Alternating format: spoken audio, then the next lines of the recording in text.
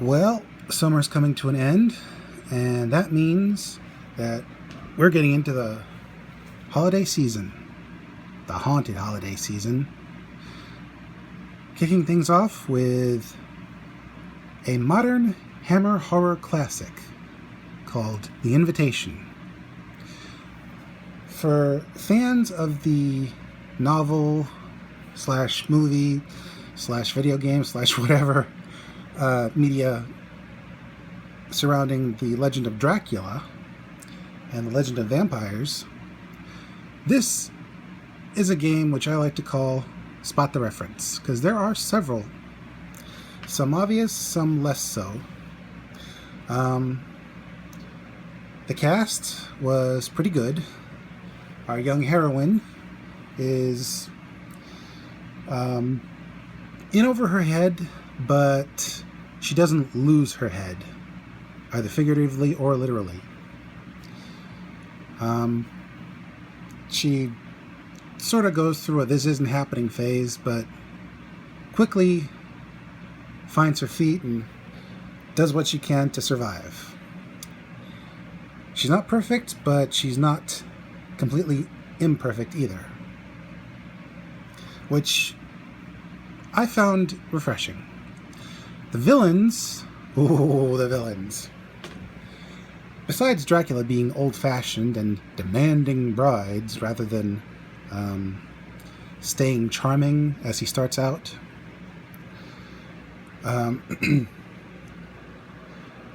he still has a very old-world mind about the station of women. And while one of his brides has accepted things, let's just say all is not perfect in the family. The rest of the cast are fine examples of how social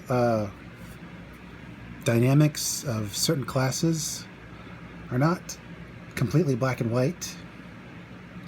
While some characters are real jerks you just love to see get theirs, other characters kind of teeter on the fence but never fully embrace being one of the good guys. Some of the characters were ancillary and really didn't have much to do, but they were enjoyable to watch. And some characters you cared for, and then they snuff it. So kudos to them for making me care about some of the characters. The setting is beautiful. It's this Gothic mansion, which looks like it's from the French Revolution, or before the French Revolution. And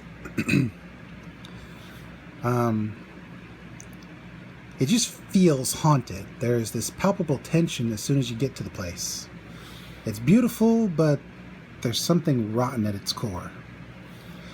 The film itself was projected on a very dark screen, so it's kind of hard to see things, but the use of light and shadow were very well done. Even when in broad daylight, things looked like they had been dead a while. Not rotten per se, just peaked. The music helped establish the setting and theme of this modern Hammer horror classic, which I like to call it. And really set your jaw on edge.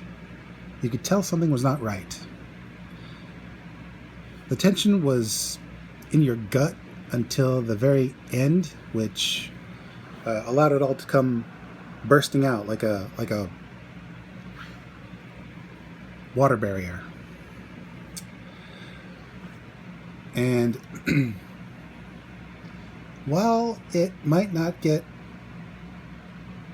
as much acclaim as other Dracula-esque films and other Dracula films, if you're a fan of the story of Dracula, this is definitely something to check out, maybe once in your lifetime. Even though you've yet to live a single one. Yes, that's a reference.